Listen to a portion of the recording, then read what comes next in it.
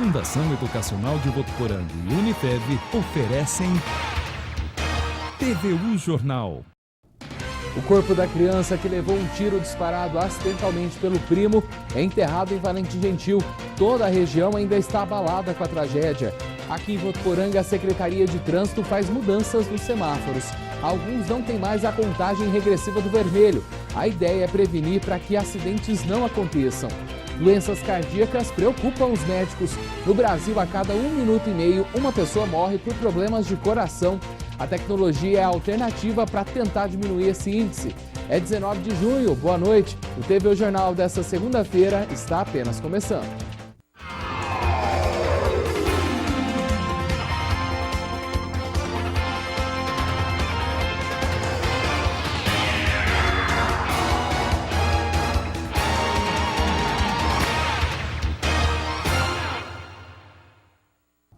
A gente começa o TVU Jornal com um alerta para você aí de casa, cuidado com as queimadas, hein?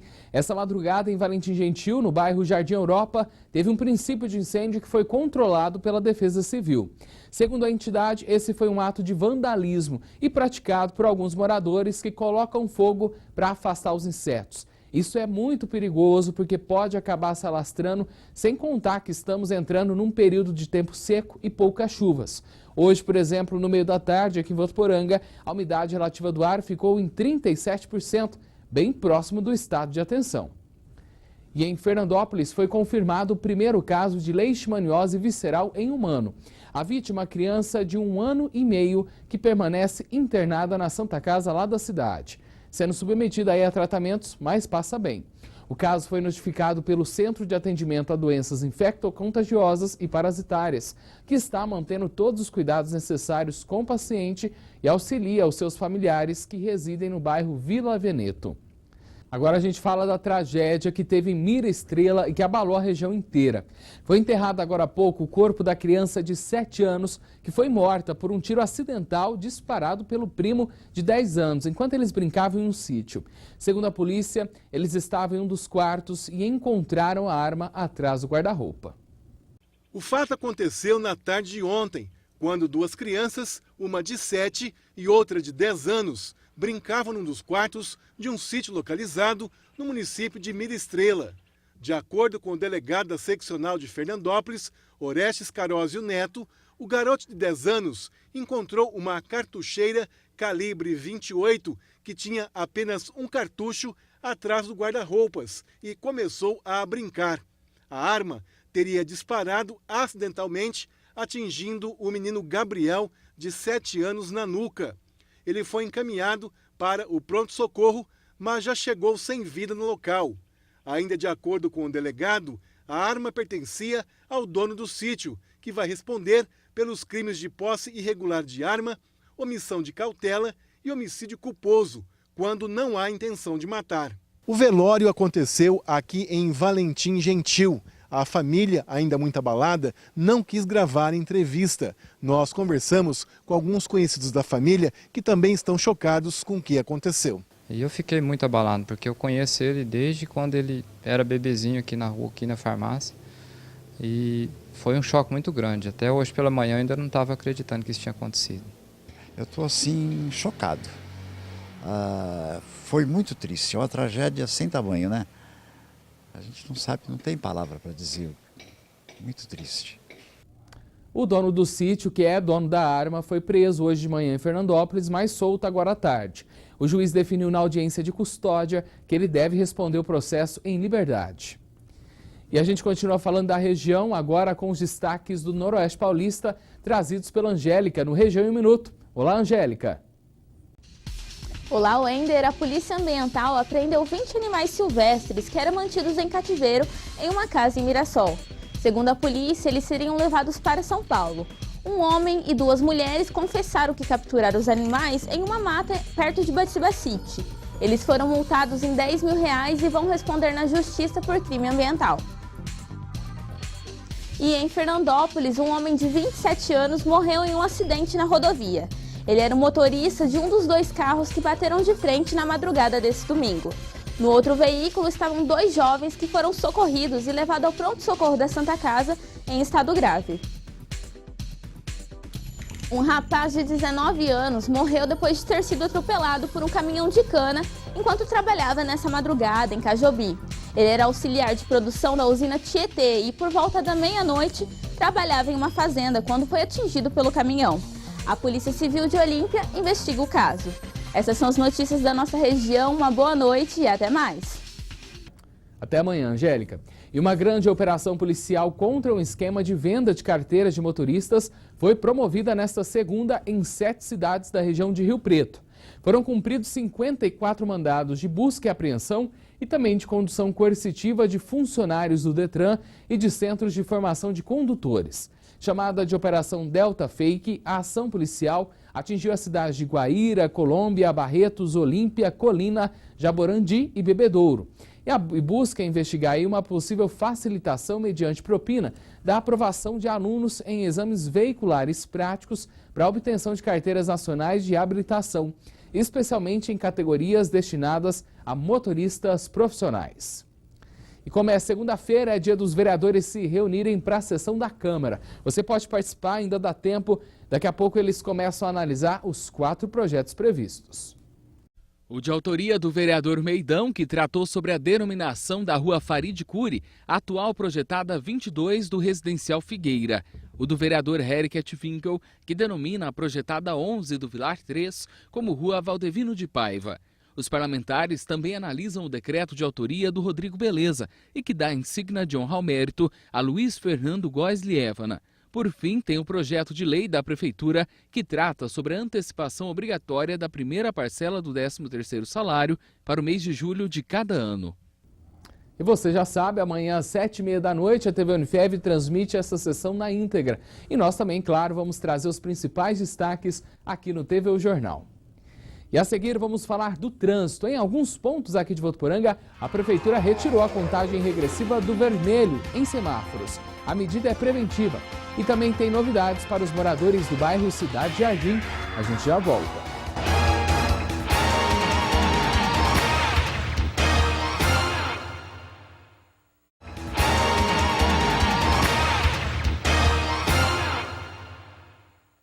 Voltamos e já para falar do bairro Cidade Jardim. A Prefeitura informou que uma equipe esteve na entrada do bairro hoje pela manhã, onde os moradores reclamam da falta de iluminação e do calçamento. Segundo a assessoria de imprensa, essa é a fase inicial para ver o que será feito. Foram tiradas aí fotos, que agora seguem para uma análise dos profissionais responsáveis. A gente vai continuar acompanhando essa história que chegou para nós aqui no TV Jornal por meio de uma sugestão de reportagem. E agora vamos falar do tempo. Hoje a máxima foi de 31 graus e tempo muito seco. Como eu disse no começo do TV Jornal, a umidade relativa do ar ficou em mais baixa, foi 37%, o que está bem perto do estado de atenção. Então agora a gente vai ver como fica o tempo amanhã, se melhora ou não. Vamos lá. Boa noite, Wender. Boa noite a todos. Amanhã aqui em Votuporanga o sol aparece com muitas nuvens durante o dia e devem ter períodos de céu nublado. A noite deve ser de muitas nuvens. Os termômetros vão ficar entre 16 e 29 graus. E em Rio Preto o dia deve ser de sol, com muitas nuvens e períodos de céu nublado. A mínima prevista é 17 e a máxima pode chegar aos 27 graus. Na capital, a terça-feira promete ser chuvosa durante o dia e a noite. A mínima prevista é de 14 e a máxima pode chegar nos 18 graus. Uma ótima noite, amanhã eu volto. Até amanhã, Inaí. O nosso assunto agora é o trânsito. Quem mora na zona norte aqui de Votuporanga ou precisou passar por lá, já percebeu que o semáforo está diferente. Na tentativa de promover uma ação preventiva, o temporizador vermelho foi retirado. Isso porque tem muita gente, segundo a Secretaria de Trânsito, que nem estava esperando o sinal abrir para sair do lugar. Uma das medidas tomadas pela Secretaria de Trânsito de Votuporanga para evitar acidentes foi o desligamento dos contadores de tempo de alguns semáforos instalados na cidade. Os contadores de tempo dos faróis vermelhos foram desligados em 4 pontos da cidade. De acordo com a Secretaria Municipal de Trânsito aqui de Votuporanga, o objetivo é fazer com que os apressadinhos não passem no farol vermelho, evitando assim acidentes na cidade. Foram desligados os contadores vermelhos nos seguintes cruzamentos: Avenida Brasil com José Marão Filho, Emília Rui Hernandes com Nasser Marão, Antônio Augusto Paes com José Marão Filho e deputado Áureo Ferreira com Nasser Marão. De acordo com o secretário de Trânsito de Votuporanga, a medida foi tomada após uma visita nesses locais e verificar a pressa de alguns motoristas. Os motoristas, motociclistas, ciclistas ficavam muito ansiosos quando o sinal estava contando e faltando 2 segundos para terminar, já saíam. Isso potencializava bastante e potencializa acidentes de trânsito. Em desligando a contagem do vermelho, o condutor dos veículos vão ter que aguardar efetivamente a abertura do sinal verde. Aí ele sai com total segurança. Esse foi o motivo fundamental. A opinião dos motoristas sobre o desligamento dos contadores de tempo está dividida. Eu gostaria, quando tem um tempo, que a gente se programa mais na questão de acelerar. Você acha que foi bom desligar? Eu acredito que não, para mim não. Achei que funcionou, cara. Você acha melhor ficar seu tempo? Eu acho sim. Você acha que evita acidente? Evita porque o pessoal, a hora que vê que tá diminuindo ali, eles já rasga sem abrir. Não, ajuda com ele ligado. Você gostaria que tivesse ligado? Sim. Depende. Acho que é uma boa, sim. Por causa dos acidentes que tá tendo. Eu acho que é bom relógio, que dá para dar cronometrado no tempo. Mas as medidas não devem parar por aí. O secretário diz que tudo que for necessário para evitar acidentes será feito. A fiscalização foi muito importante do pessoal nosso, da situação dos semáforos e dos radares, enfim, fiscalização vai ser ainda mais intensificada em Votuporanga. Porque é inadmissível os resultados que nós estamos tendo em Votuporanga, de mortes, pessoas morrendo no centro da cidade, é uma coisa realmente inaceitável. Eu não me conformo com isso e realmente nós temos que fazer ainda mais. Fazemos bem e bom, mas vamos fazer ainda mais e melhor. Para fazer alguma crítica ou dar alguma sugestão sobre o trânsito de Votuporanga, é só você ligar na secretaria. O telefone é o 3422-3042. É bom participar, né? Já que é a gente que está ali todos os dias sofrendo com ele. E a aluna do 3º ano do ensino médio do Colégio Unifev, Bárbara de Melo Codinhoto, participou da fase final da Olimpíada de Química do Estado de São Paulo, realizada na USP, em São Paulo.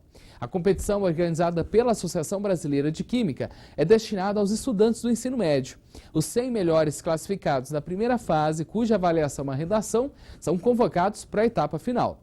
Todos os participantes ganham certificados. Os 50 vencedores receberão uma medalha e um diploma. Parabéns e boa sorte para a Bárbara. E olha que número assustador. A cada 1 minuto e meio, é isso mesmo, uma pessoa morre por doenças cardíacas aqui no Brasil. Muita coisa, né? E a tecnologia pode ajudar a diminuir essas estatísticas. Isso porque médicos e cientistas de todo o mundo trabalham para descobrir novidades para o diagnóstico e também para os tratamentos. Você sabe como funciona um coração por dentro? Dá uma olhada nessas imagens. Com esses óculos, médicos conseguem ver as cavidades internas em projeção. Então a gente consegue pegar as imagens de um paciente, que a gente parte das imagens de tomografia, a gente faz uma reconstrução 3D e a gente consegue pôr isso no óculos de realidade aumentada ou fazer uma impressão 3D para o médico planejar a cirurgia. Então ele pode navegar por dentro do coração daquele paciente, ou ele pode ver qual é a melhor válvula que ele vai usar, ou ver quais são as possíveis dificuldades que ele vai encontrar na cirurgia, para fazer uma cirurgia mais segura, mais rápida e mais precisa. Esta aqui é uma plataforma audiovisual que simula uma consulta. Tudo foi gravado com atores, representando uma situação real. Assim, os estudantes podem fazer diagnósticos sem medo de errar e comparar com situações que realmente acontecem. Ele vai fazer uma consulta como ele faria no consultório dele. Isso vai ser discutido com o especialista, o aluno recebe um feedback das ações que foram boas ou ruins para poder cada vez melhorar e se aprimorar mais. Tudo isso está sendo apresentado aos profissionais neste congresso na capital paulista, que reúne especialistas da área de cardiologia. No Brasil, as doenças cardiovasculares são a principal causa de mortes. Segundo a Sociedade de Cardiologia do Estado de São Paulo, morrem por dia no país, em média, 720 pessoas vítimas de ataques cardíacos. Para melhorar esses números, a tecnologia ajuda, mas o que importa mesmo é a prevenção. O maior problema é que hipertensão passa muito tempo sem causar sintomas. Colesterol alto, a pessoa não sente nada. Diabetes, ela pode se acostumar e acabar não sentindo muita coisa. Então, o que a pessoa não sente, ela não trata. Nós precisamos conscientizar as pessoas que quem tem algumas dessas condições, dentre outras, como principalmente o tabagismo, elas têm que se cuidar sim, e têm que tomar um estilo de vida saudável, mas muitas vezes tomar medicamentos para não morrer. Realmente a prevenção é o melhor remédio, por isso é importante a visita regular ao médico e a atenção com sinais do corpo. Agora a gente vai para o intervalo e a seguir nós vamos mostrar um perfil de devedores. São aqueles que foram morar sozinhos. É já já.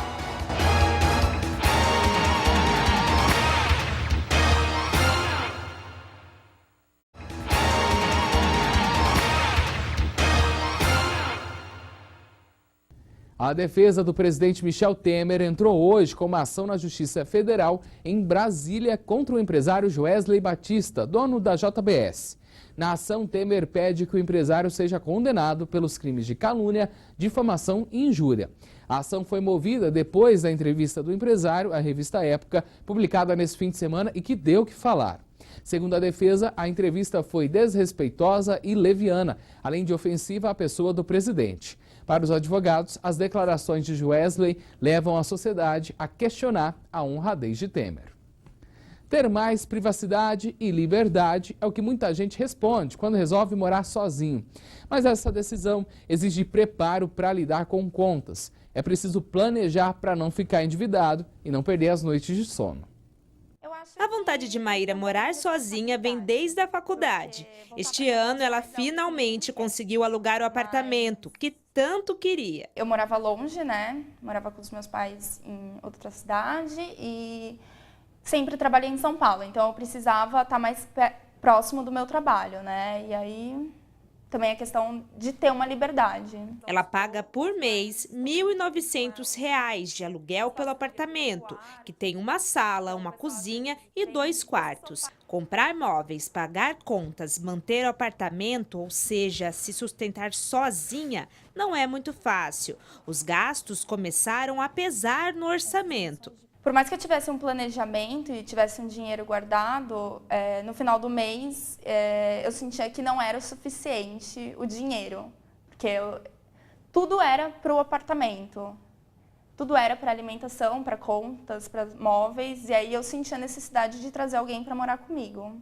Quando a Maíra percebeu que para morar sozinha ela teria que abrir mão de muita coisa, ela resolveu chamar a Bruna, uma amiga dela que não está aqui agora, para dividir o apartamento. Isso aconteceu já no 2º mês em que a Maíra estava morando aqui. Mas essa percepção não é comum entre os brasileiros. Tem muita gente que insiste numa escolha errada, mesmo sabendo que pode ser prejudicado por ela. Uma pesquisa do SPC Brasil mostra que 25% das pessoas que moram sozinhas estão endividadas. Elas devem, em média, em torno de R$ 1.500 e 40% delas querem pagar a dívida, mas não está guardando um centavo para isso. A pesquisa mostrou que muitos dos gastos se dão em baladas, saídas, restaurantes. Será que eu tenho força para dizer não para os meus amigos ou para a minha turma?